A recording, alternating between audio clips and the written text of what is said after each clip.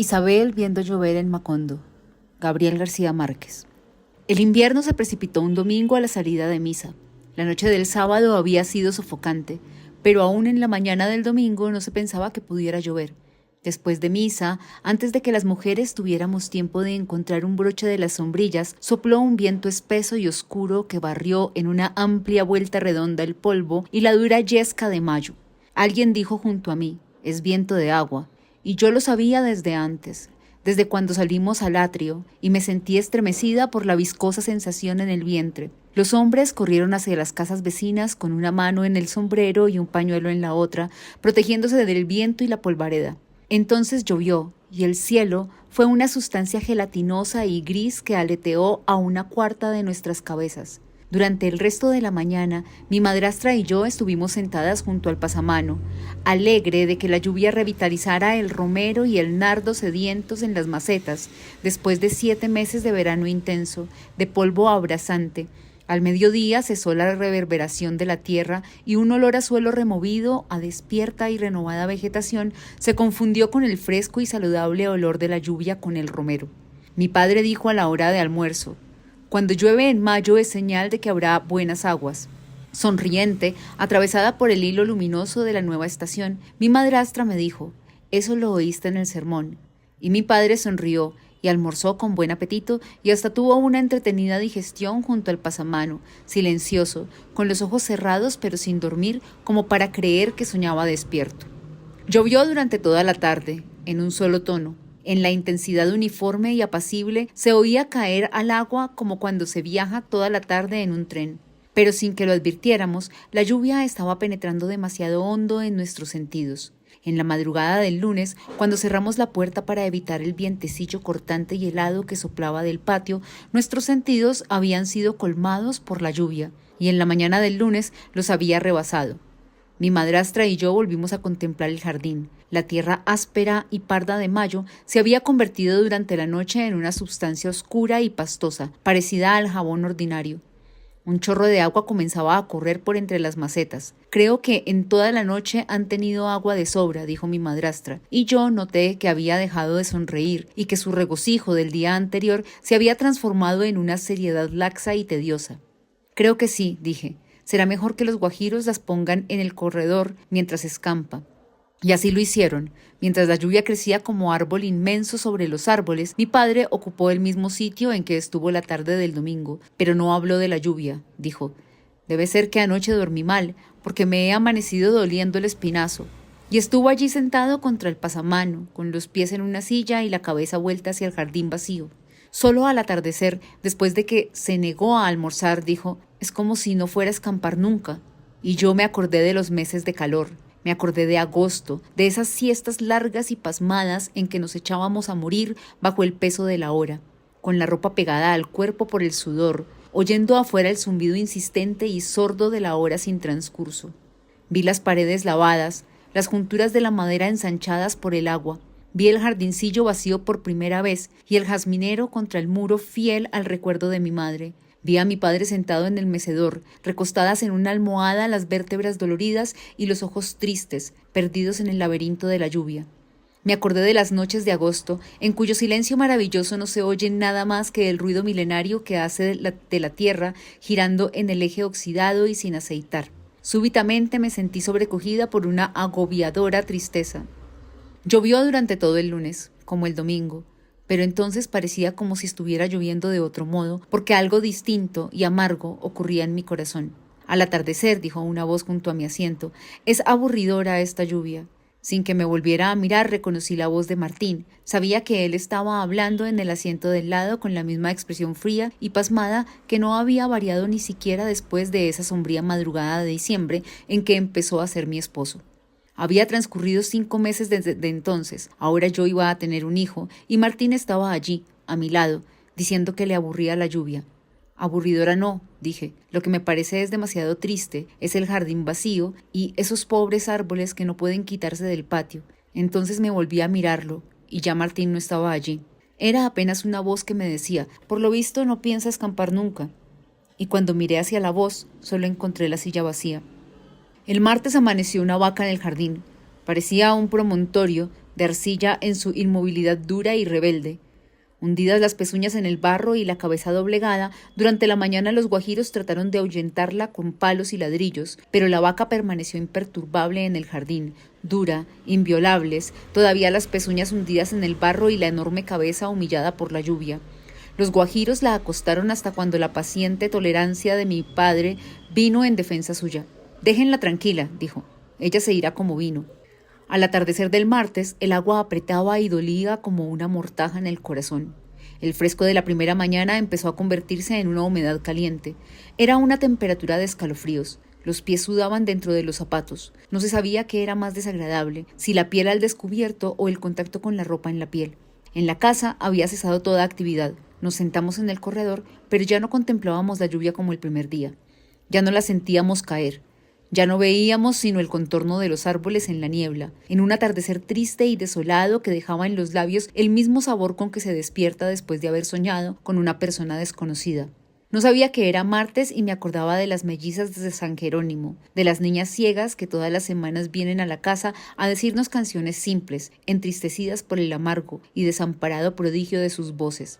Por encima de la lluvia yo oía la cancioncilla de las mellizas ciega y las imaginaba en su casa, acuclilladas, aguardando a que cesara la lluvia para salir a cantar. Aquel día no llegarían las mellizas de San Jerónimo, pensaba yo. Ni la pordiosera estaría en el corredor después de la siesta, pidiendo como todos los martes la eterna ramita de toronjil.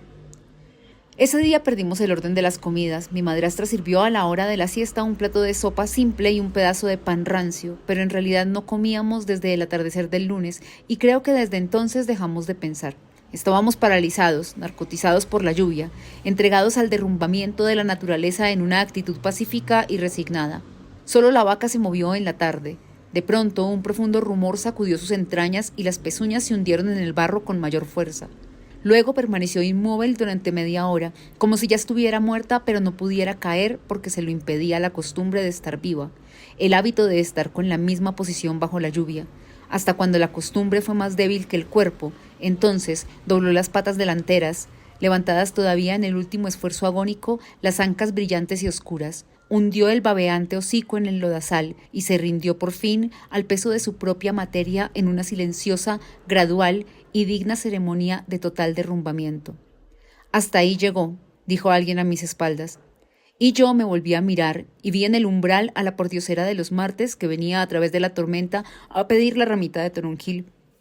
Tal vez el miércoles me habría acostumbrado a ese ambiente sobrecogedor si al llegar a la sala no hubiera encontrado la mesa recostada contra la pared, los muebles amontonados encima de ella, y del otro lado, en un parapeto improvisado durante la noche, los baúles y las cajas con los utensilios domésticos. El espectáculo me produjo una terrible sensación de vacío. Algo había sucedido durante la noche.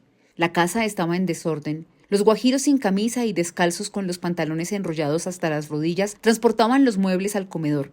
En la expresión de los hombres y en la misma diligencia con que trabajaban se advertía la crueldad de la frustrada rebeldía, de la forzosa y humillante inferioridad bajo la lluvia. Yo me movía sin dirección, sin voluntad. Me sentía convertida en una pradera desolada, sembrada de algas y líquenes, de hongos viscosos y blandos, fecunda por la repugnante flora de la humedad y de las tinieblas. Yo estaba en la sala contemplando el desierto espectáculo de los muebles amontonados cuando oí la voz de mi madrastra en el cuarto advirtiéndome que podría contraer una pulmonía. Solo entonces caí en cuenta de que el agua me daba en los tobillos, de que la casa estaba inundada, cubierto el piso por una gruesa superficie de agua viscosa y muerta. Al mediodía del miércoles no había acabado de amanecer y antes de las 3 de la tarde la noche había entrado de lleno, anticipada y enfermiza, con el mismo lento y monótono y despiadado ritmo de la lluvia en el patio.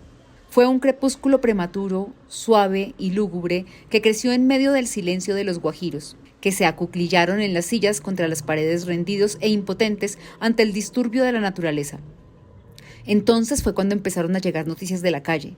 Nadie las traía a la casa, simplemente llegaba, precisas, individualizadas, como conducidas por el barro líquido que corría por las calles y arrastraba objetos domésticos, cosas y cosas, destrozos de una remota catástrofe, escombros y animales muertos, hechos ocurridos el domingo cuando todavía la lluvia era el anuncio de una estación providencial. Tardaron 2 días en conocerse en la casa y el miércoles llegaron las noticias, como empujadas por el propio dinamismo interior de la tormenta. Se supo entonces que la iglesia estaba inundada y se esperaba su derrumbamiento. Alguien que no tenía por qué saberlo dijo esa noche: el tren no puede pasar el puente desde el lunes. Parece que el río se llevó los rieles. Y se supo que una mujer enferma había desaparecido de su lecho y había sido encontrada esa tarde flotando en el patio. Aterrorizada, poseída por el espanto y el diluvio, me senté en el mecedor con las piernas encogidas y los ojos fijos en la oscuridad húmeda y llena de turbios pensamientos. Mi madrastra apareció en el vano de la puerta, con la lámpara en alto y la cabeza erguida. Parecía un fantasma familiar ante el cual yo misma participaba de su condición sobrenatural. Vino hasta donde yo estaba, aún mantenía la cabeza erguida y la lámpara en alto, y chapaleaba en el agua del corredor. «Ahora tenemos que rezar», dijo, y yo vi su rostro seco y agrietado, como si acabara de abandonar una sepultura o como si estuviera fabricada en una sustancia distinta de la humana. Estaba frente a mí con el rosario en la mano diciendo: «Ahora tenemos que rezar. El agua rompió las sepulturas y los pobrecitos muertos están flotando en el cementerio». Tal vez había dormido un poco esa noche cuando desperté sobresaltada por un olor agrio y penetrante como el de los cuerpos en descomposición. Sacudía con fuerza a Martín, que roncaba a mi lado. «¿No lo sientes?», le dije. Y él dijo: «¿Qué?». Y yo dije: «El olor. Deben ser los muertos que están flotando por las calles». Yo me sentía aterrorizada por aquella idea, pero Martín se volteó contra la pared y dijo con voz ronca dormida: «Son cosas tuyas, las mujeres embarazadas siempre están con imaginaciones». Al amanecer del jueves cesaron los olores, se perdió el sentido de las distancias, la noción del tiempo, trastornada desde el día anterior, desapareció por completo. Entonces no hubo jueves.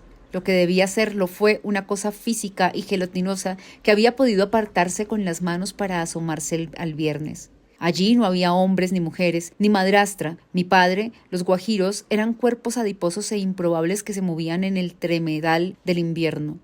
Mi padre me dijo: «No se mueva de aquí hasta cuando no le diga lo que se hace». Y su voz era lejana e indirecta, y no parecía percibirse con los oídos, sino con el tacto, que era el único sentido que permanecía en actividad. Pero mi padre no volvió. Se extravió en el tiempo, así que cuando llegó la noche llamé a mi madrastra para decirle que me acompañara al dormitorio.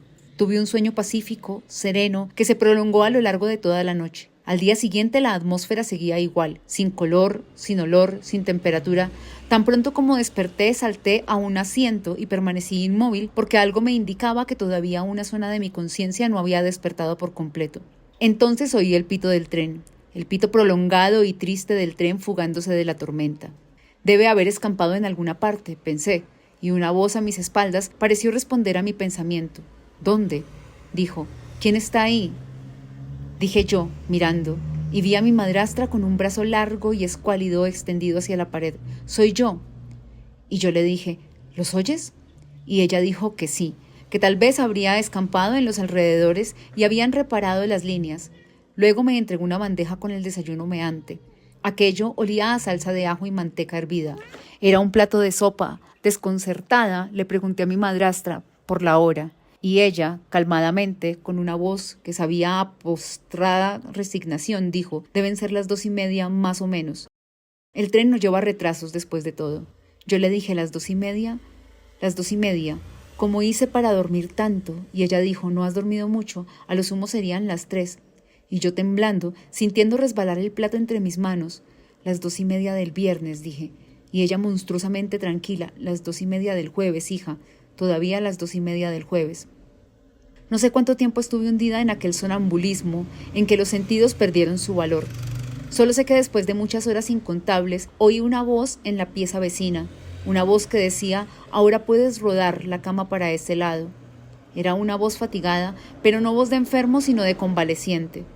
Después oí el ruido de los ladrillos en el agua.